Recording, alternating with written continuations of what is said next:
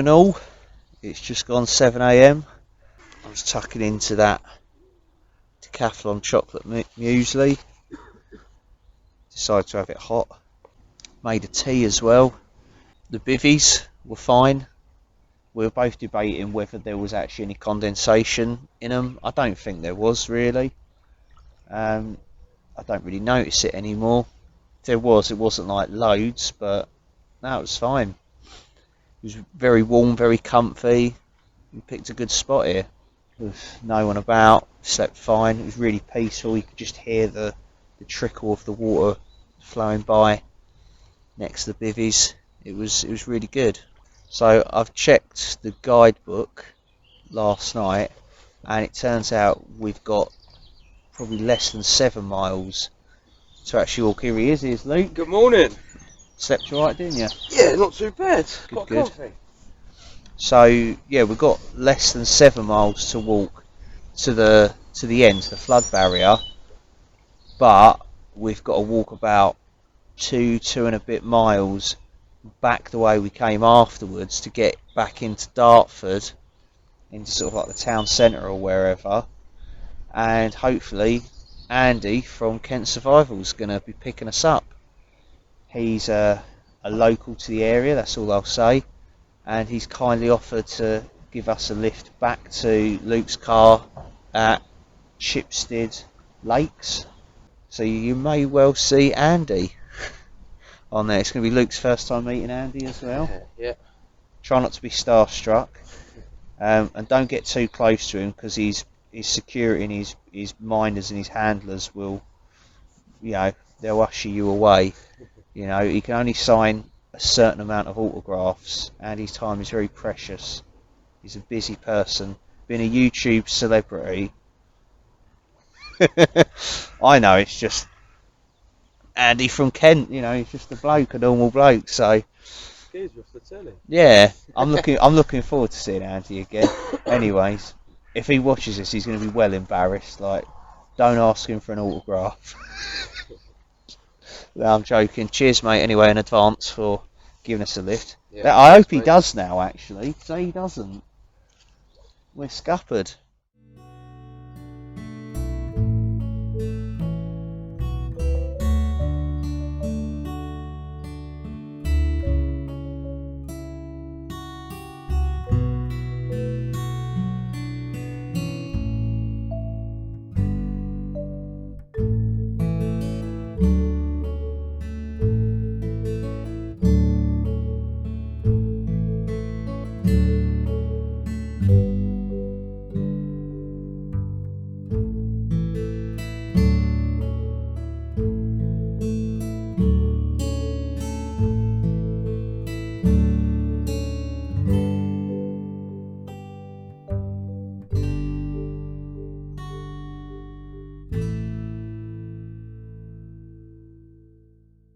So Luke's all packed up, that's where he was, leaving no trace as always. And then pan you round to my spot, all packed up, leaving no trace. It's not hard, don't be a tosser.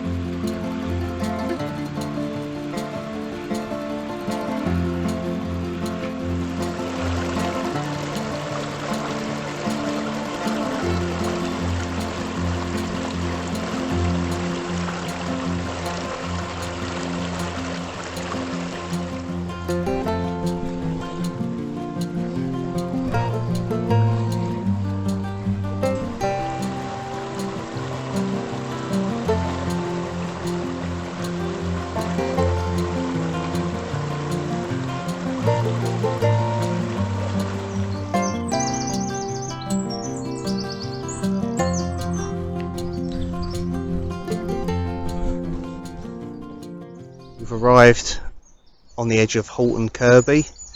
Lovely little village here. Did a day walk a little while back with Candice, and we sort of followed this bit of the Darent Valley Path. It's rather nice. Yeah, we're just basically going to be passing through Halton Kirby onto South Darent, I believe, and then it's basically onto Dartford and the end. The original Norman church, dedicated to St Mary the Virgin here in Halton Kirby, was built around 1220 by masons from the team working on Rochester Cathedral. A new nave was built following an earthquake in 1382, somewhat offset to the south from the original line of symmetry, and the original steeple was replaced with a brick tower in 1817. South Darent Viaduct consists of 10 arches, each 10 metres wide and 20 metres above the river. It was built in 1859 to 1860 to carry the London, Chatham and Dover Railway over the valley.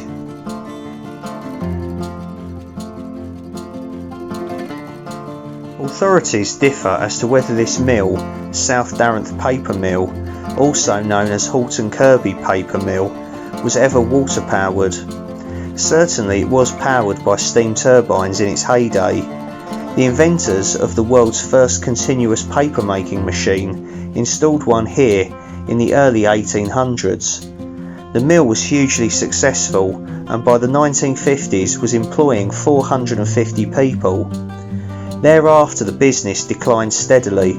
Paper making ceased in 2003 and much of the site has now been converted into residential units. Manufacture of wood chip wallpaper continued until early 2018. The surviving chimney, one of two, is dated 1881. In 1918 a 70-foot circular extension was added, although the BBC's Doomsday Project recorded that the extension was only 35 feet and added in 1914. The extension was reduced by half in the late 20th century and now none of it remains.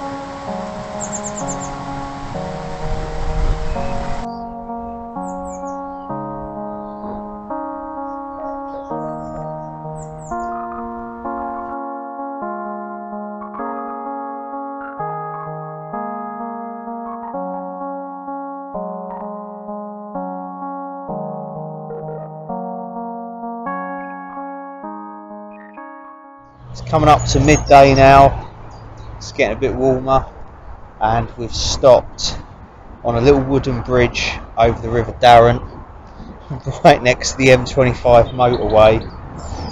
Our path goes off over that way under the motorway. Luke apparently has spied some kids spray painting in the underpass.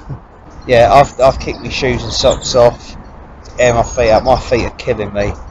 I didn't pop the blisters last night because I didn't really have a sterile needle. Because what I've usually done before in the past is just like make a little hole, drain the fluid out. You keep the skin on it, of course, and then you put the blister plaster over it. Didn't do that, and yeah, my feet are still really hurting. Like, it feels like I may as well not have the blister plasters on. So Might have to redo them, I don't know. So I don't think we've got that far to go.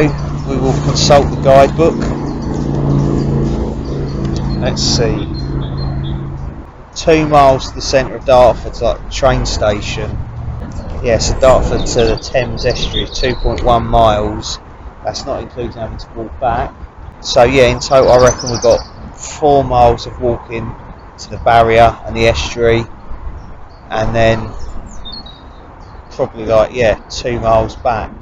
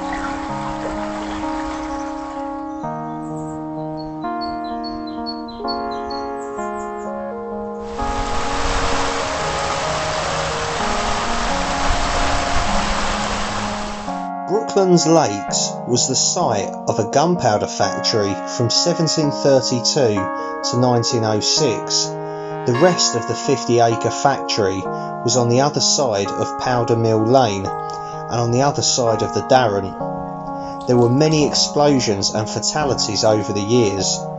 Gravel extraction created huge pits that then filled with water to form the lakes that now provide a haven for ducks, geese and fishermen. So we're at Brooklands Lake, which is sort of on the edge of Dartford, full of wildlife. We've seen, I think, ducks, geese, and then we saw these like little black, I don't know if they're wading birds. Coots. Coots? They're not moorhens, are they? No. Coots, Luke reckons. And they're building their nests, like sort of quite near the edge of the bank. They're very tame, they're not bothered by humans at all. And there's like all the little chicks and stuff in the nest. It's absolutely amazing. And what we saw was, I don't know if it was like the male swimming out, collecting twigs and stuff and bringing it back to the nest. And I don't know if it was the female was in the nest and he was like passing them to her and stuff. I was like, this is some David Attenborough shit going on here, honestly. He needs to get his ass down to Dartford right now and film some of this, because this is incredible. And it's like a spitting distance from like a town centre, seeing all this cool stuff. So, yeah, anyway, I thought he was being sick then. Yeah, we're nearly in the centre of Dartford. This walk just keeps on giving.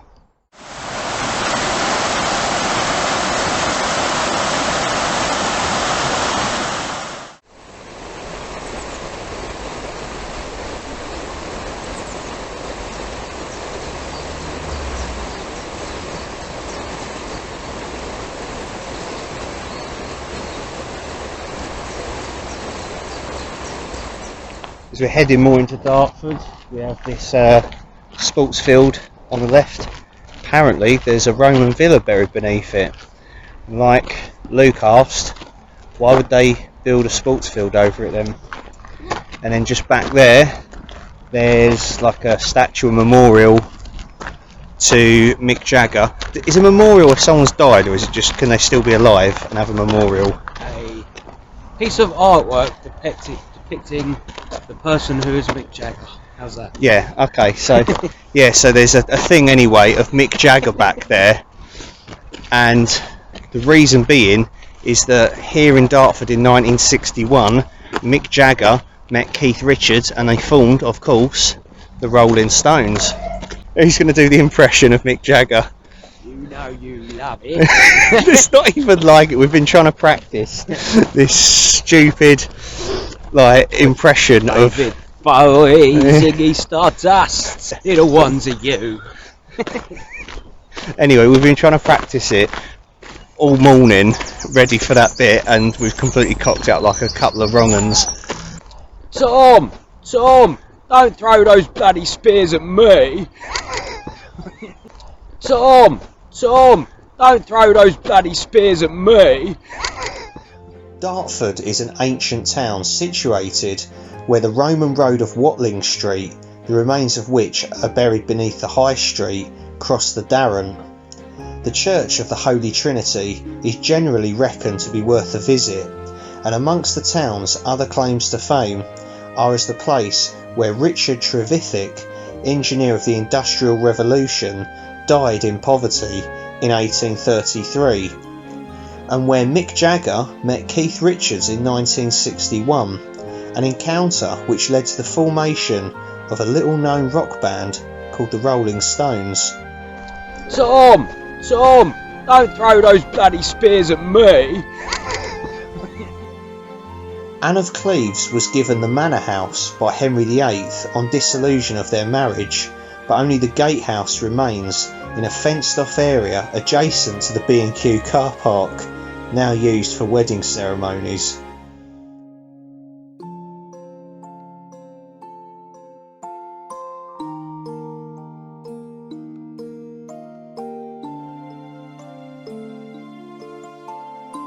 This is the Dartford and Crayford navigation. The Darent and Cray used to be busy waterways with barges bringing wheat to local mills.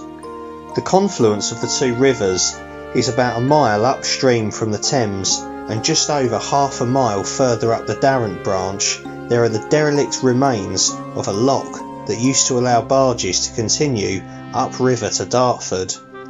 The Dartford and Crayford Creek Trust was established in 2016 to improve the navigation, and we may see signs of their work as we pass the lock. Right, it's bang on 3 o'clock now. We're not quite at Dartford Marshes yet. We wanted to be at the end of the walk by 2 o'clock, but my feet have just been giving me all kinds of issues with these blisters. So we stopped here at this old, like, I suppose, abandoned lock. Yeah, and there's some like swanky apartments opposite on the river. Luke's had a cold Wayfarer pasta bolognese meal while I popped my blisters in front of him. Such a brilliant table guest. And drained the fluid out of them. I mean, I know people are going to say, Tom, they're probably not the worst blisters. I've seen far worse. Yeah, there have been, but these still hurt, and they've slowed me down a lot. So I've drained them, found a safety pin in my first aid kit, hope it was sterile, popped them, and then put some new blister plasters over the top. And then, just to make doubly sure, I took a couple of like painkillers, just like ibuprofen, see if that works.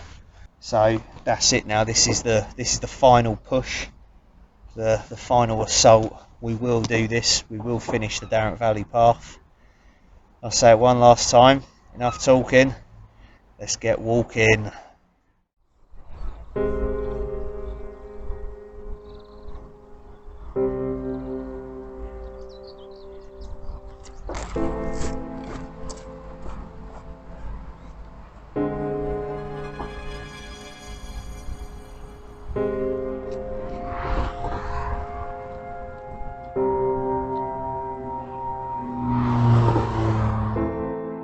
The marshy area on our right as we approach the Thames was once the site of the Joyce Green Aerodrome, already in use by Vickers.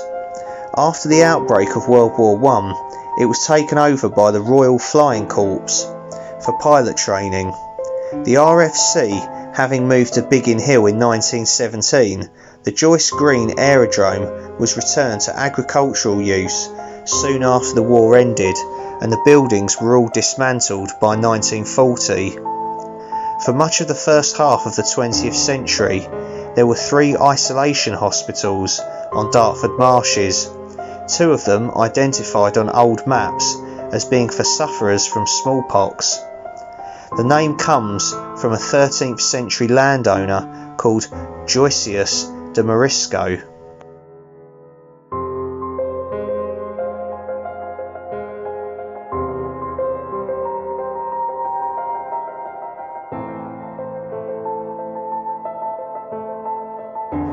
The area was also for many years home to a fireworks factory. The fireworks were made and stored in small, well-separated huts so that an explosion in one would not start a chain reaction in the others. In 1953, the area flooded, and the reaction of water with chemicals stored on the site caused an explosion that shattered 500 panes of glass in the windows of the nearby Joyce Green Hospital, which closed in 2000.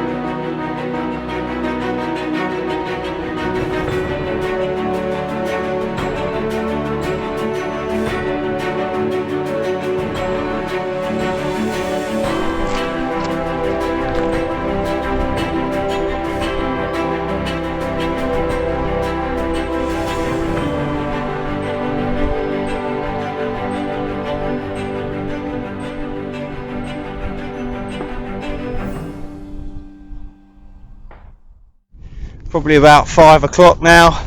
We've sort of lost track of time, but we've finally made it. We've finally got here. We're at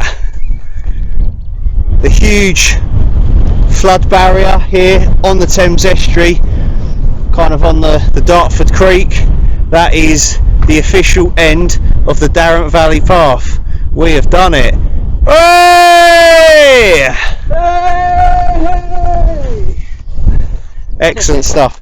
It's not quite as epic as the North Downs way, but we've done well. Well done, mate. Elbow. We are going to have a drink to celebrate. Probably have a little snack before we head back. It's quite a trek back, and then, as I say, we're going to get picked up by Andy, Kent Survival. So I'm looking forward to seeing Andy. It's been a long time, but for now we're going to celebrate.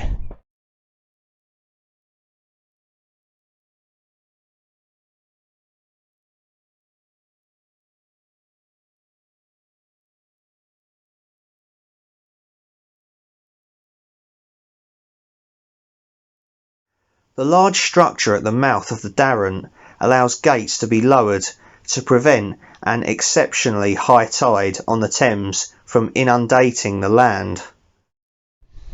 Okay, so we sat down in front of the Dartford Creek Barrier. We're literally at like the official end of the Darent Valley Path. Yes, elbow me. Yes! And we can see the Thames Estuary. It's looking a little bit choppy, and beyond that, Essex. So we've got our celebratory drinks. I've got another Alska cider. It's that mango and yellow mandarin 4% cider that I didn't have last night. And Luke has got. We're jamming. Strawberry lager. Strawberry lager. I bought him that. Cheers, mate. Cheers.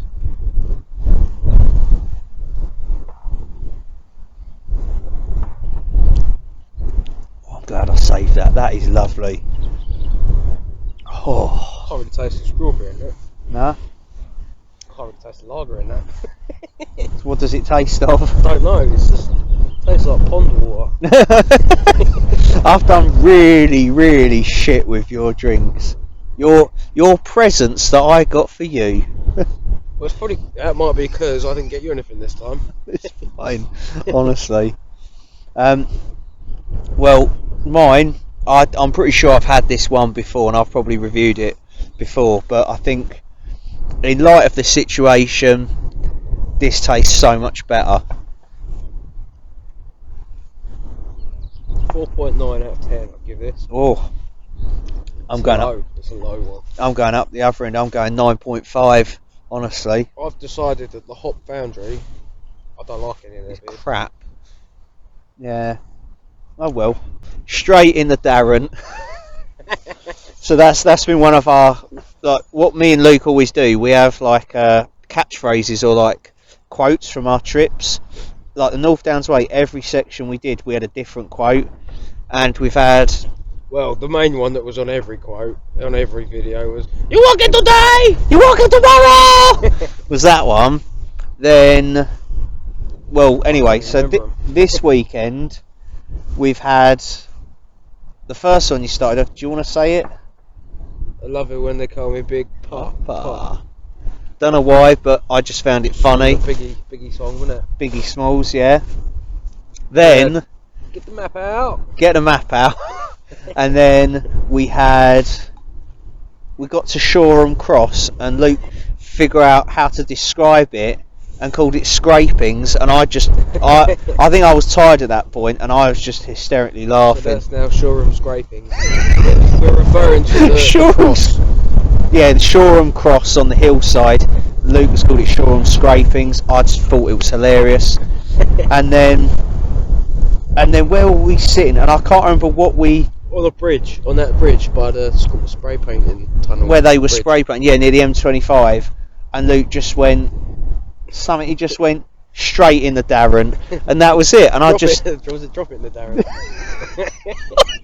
I don't know why it was funny. I think I was just so tired, and like my feet were in agony at that point. I just found it funny. But yeah, so we've always got a catchphrase for every walk, and it makes it fun and exciting and excuse me, mildly humorous. So we're gonna finish our beverages off. What should we do? Should we sign off here? Yeah.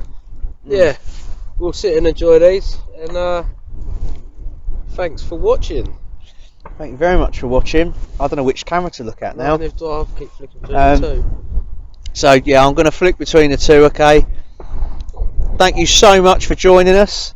Thank you for watching. Until next time, take care of yourselves. Look after each other. Stay safe. I'll see you soon. Cheers everyone. Adios amigos. Bye.